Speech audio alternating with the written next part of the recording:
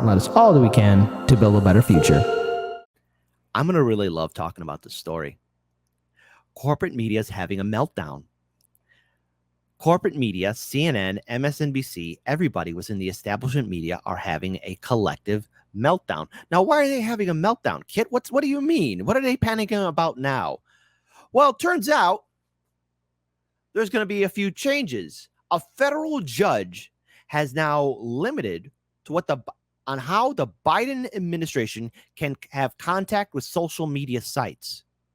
Now, again, anything can happen, but this is rather interesting that this administration, now, again, look, before I play a couple of these videos, because it's going to be hilarious to see CNN have their little panic attack, as well as a few other people.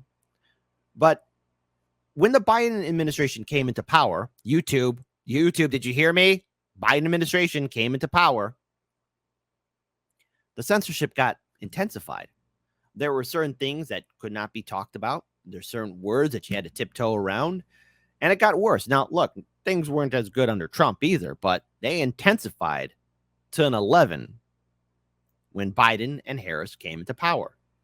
And now a federal judge is now limiting to what this administration can do in regards to speaking to Twitter, Instagram, Facebook, YouTube, etc. So here, I want to pull up this video. It's from Citizen Free Press. And I think it's important that we hear the overall story of what this means and how this could potentially affect not only the primary, but the overall general election and how things will play out. So let's play it for all you good people.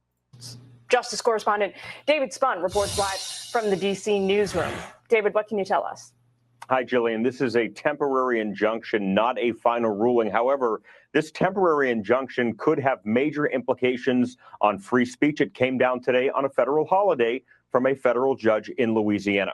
Judge Terry Doughty blocked officials and agencies in the Biden administration from communicating with social media companies, think Facebook, Google, Twitter, about the topic of protected speech. Judge Doughty is based on a prior lawsuit brought by Republican attorneys general in Louisiana and Missouri. He ruled on that. Among other complaints, the attorneys general say the Biden administration overreached its authority during the height of the COVID pandemic when they tried to convince social media companies to address, in some case, take down posts on. And this is something we had to deal with here at Hard Lens Media. A lot. One of our first strikes was in regards to what took place on January 6th.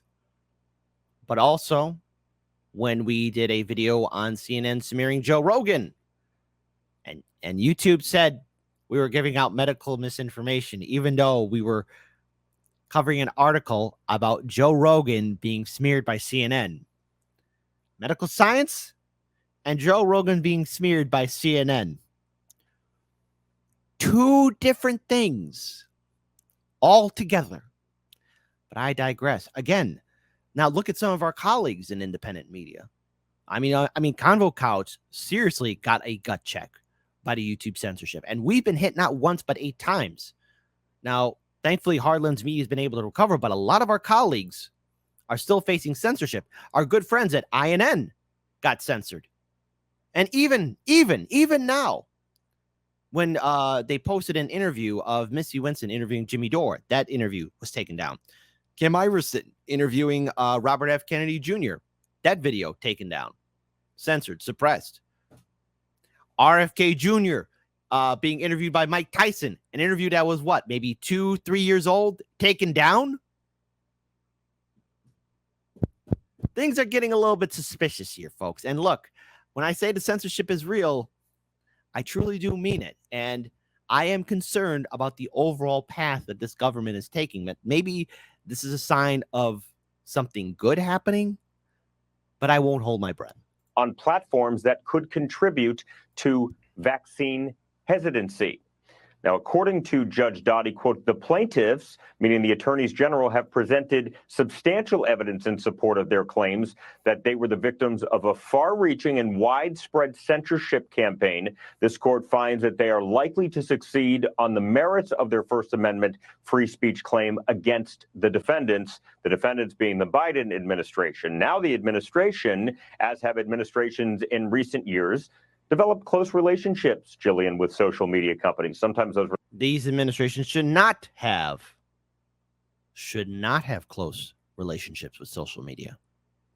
There should be a separation because, again, there is clearly a bias.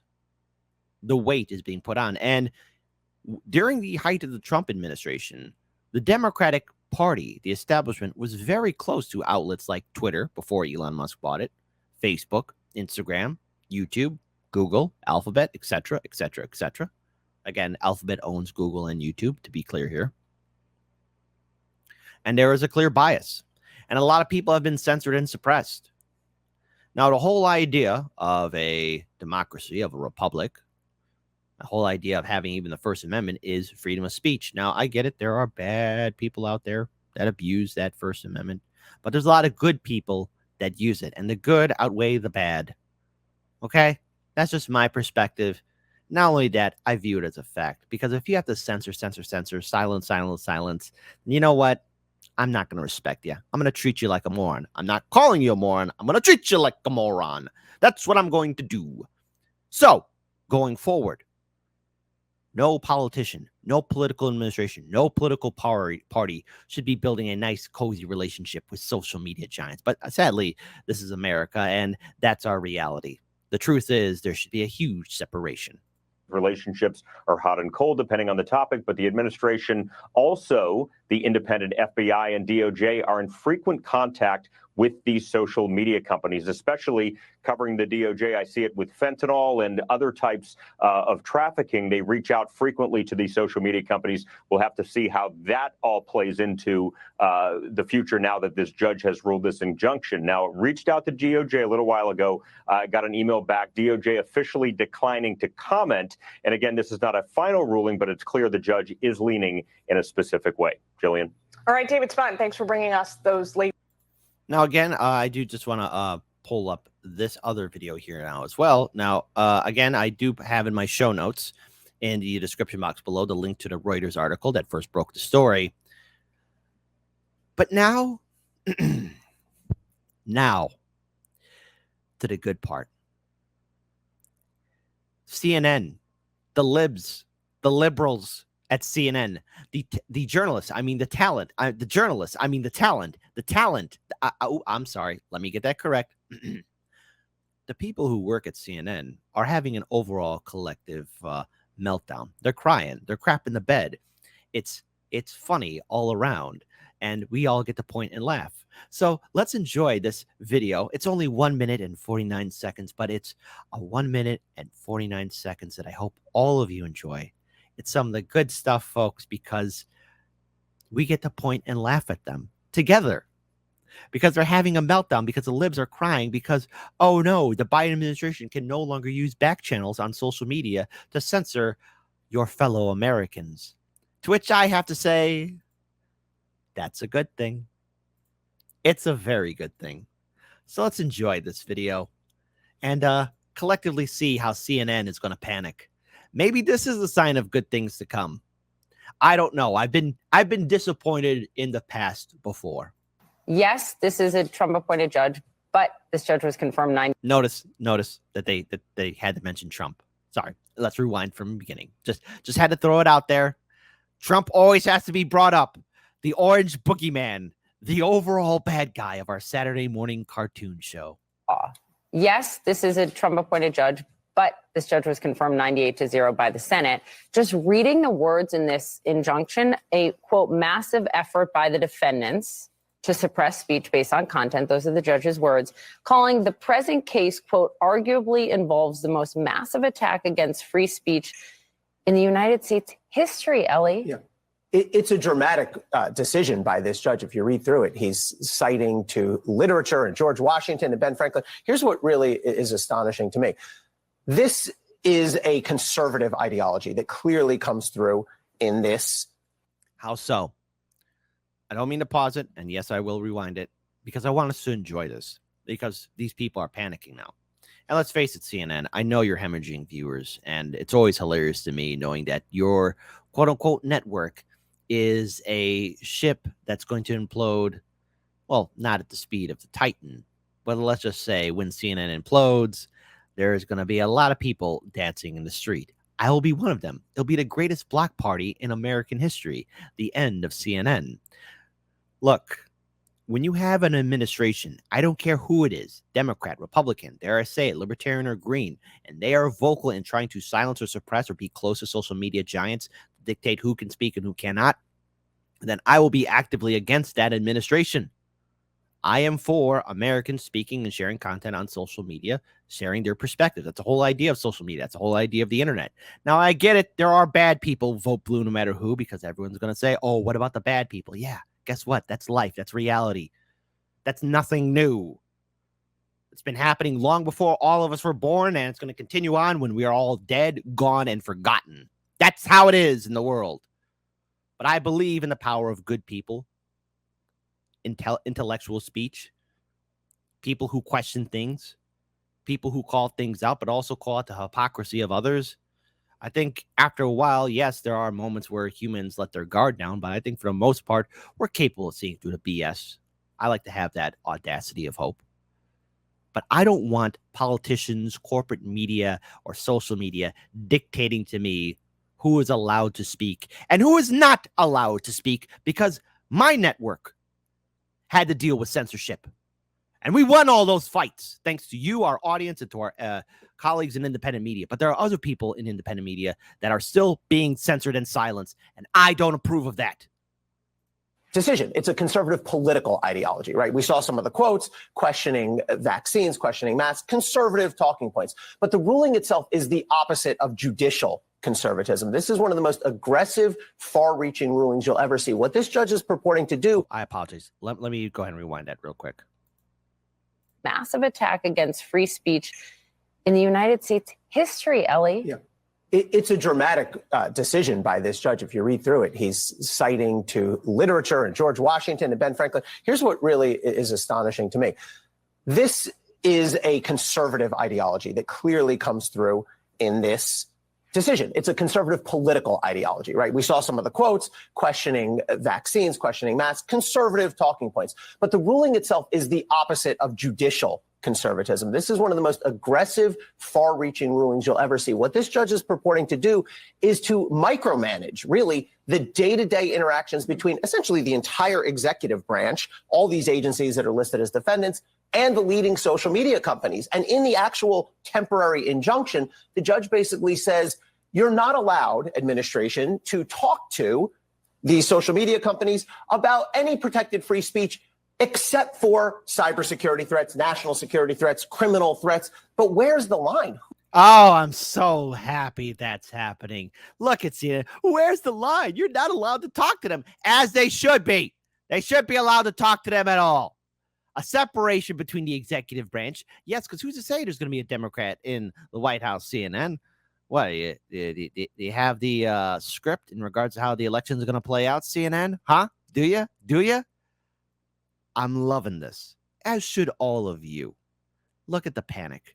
Where's the line? Who's going to delete those mean people being critical of CNN? Who's going to police this? This is a judge trying to micromanage the day-to-day regular activities of the entire executive branch. I don't know that it's actually policeable by the judge, but it's really an astonishing.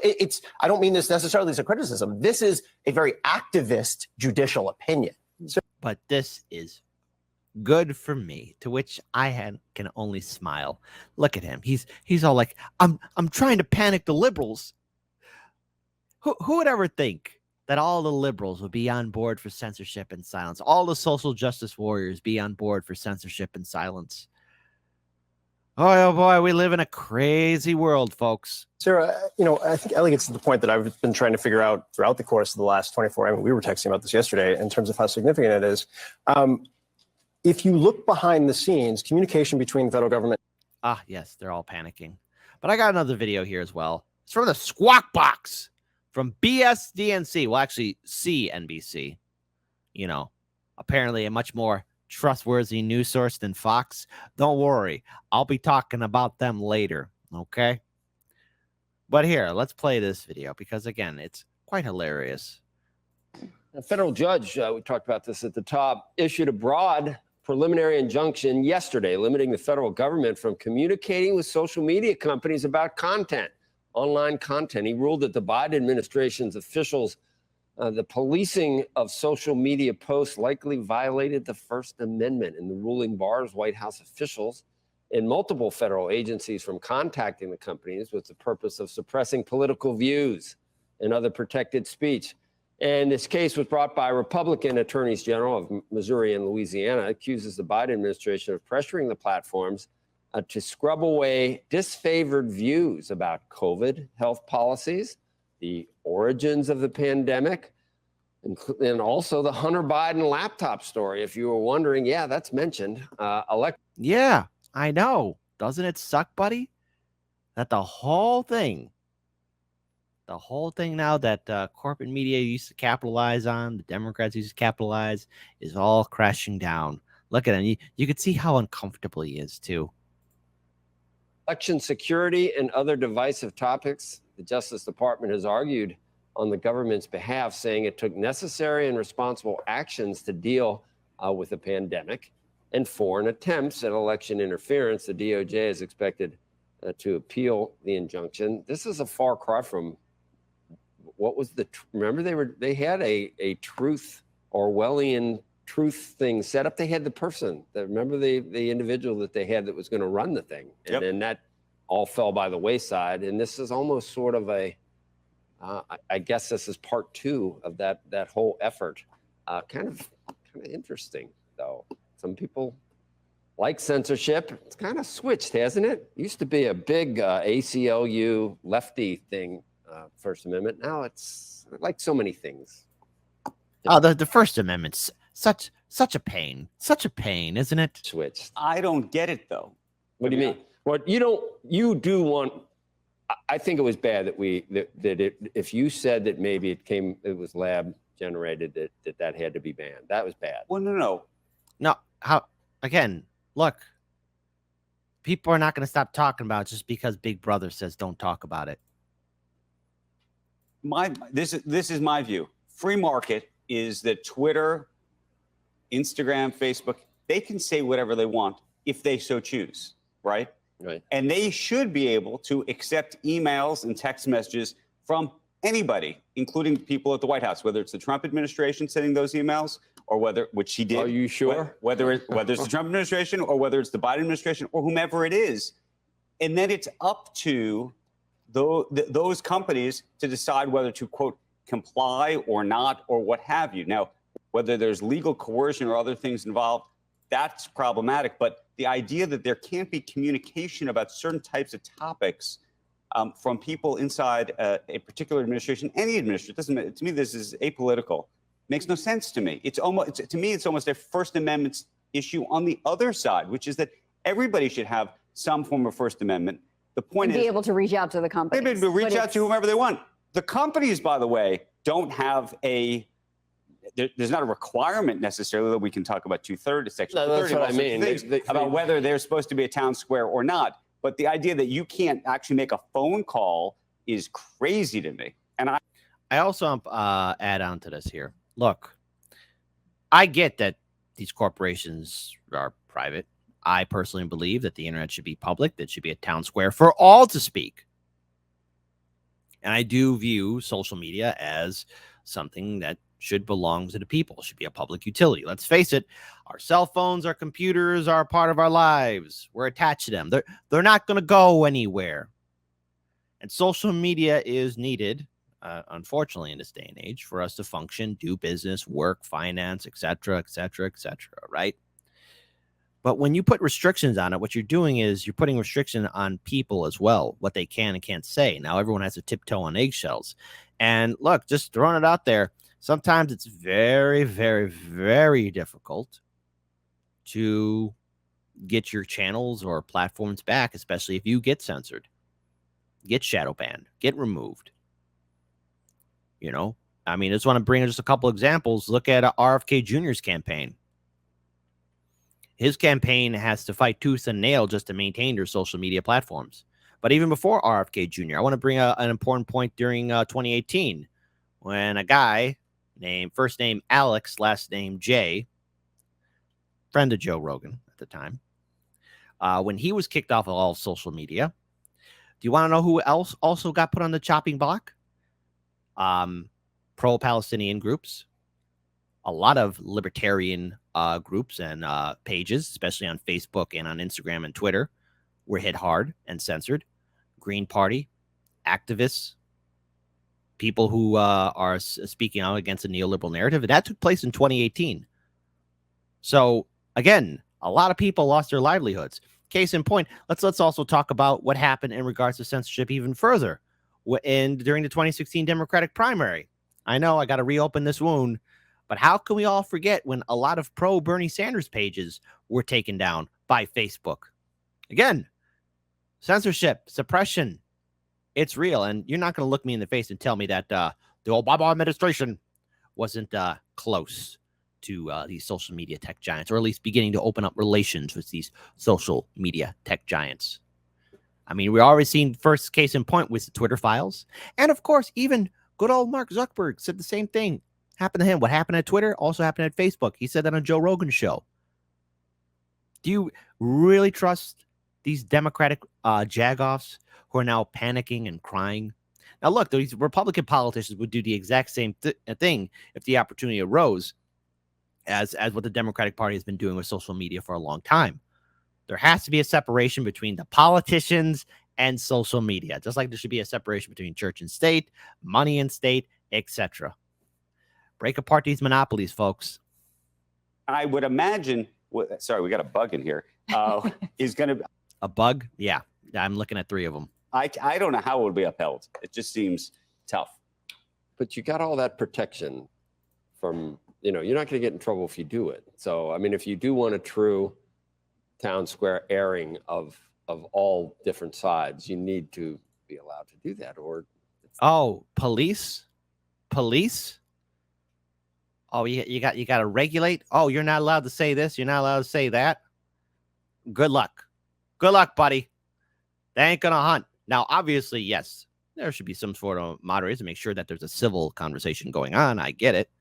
And yes, there are bad people out there. But again, when some jagoff, some person who's filled with hate or is completely bonkers, believe you me, to quote my grandfather, no one can do you in like you could do yourself in. You are your own worst enemy.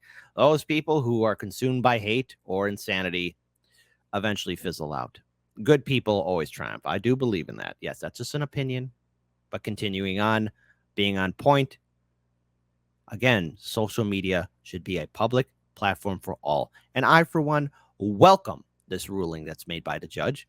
And I hope it's consistent and applies to all presidential administrations in the future. All politicians should not have contact or power or influence over social media. They shouldn't. We, the people, should have the power. And that's how it should be, as it should. That's not what it is. I mean, you saw when it was abused. When it was abused, it was bad. Especially when one side, they're all gone now from Twitter now, I guess. No, they're not. What, they're all gone from Twitter? What do you mean? Trump? Well, Trump's still around, as is all of his supporters. They didn't disappear overnight. That's childish mentality there, buddy.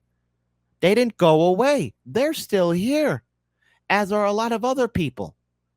Disenfranchised Bernie Sanders supporters, independents, Greens, libertarians, socialists, people who are upset at the two-party system. They didn't disappear. They're right there, buddy. They're right behind you. Censor, censor, censor. You think they all went away? Oh, no, that's not how it works. Remove the bad person goes away. No, that doesn't work that way. Not at all. See, that's the mindset of corporate media and people who are connected to the establishment. People think it's the other side is in control. But there was a time when Twitter definitely was highlighting with much more veracity one side than the other. It wasn't. What are you talking about? Twitter's always been a cesspool, buddy. It's always been a sewage cesspool. Oh, there once was a time when Twitter was Mad Max. Hey, let's have democracy in the chat. Let's have democracy in the chat. Type one of Kit. I remember those horrible anarchy days.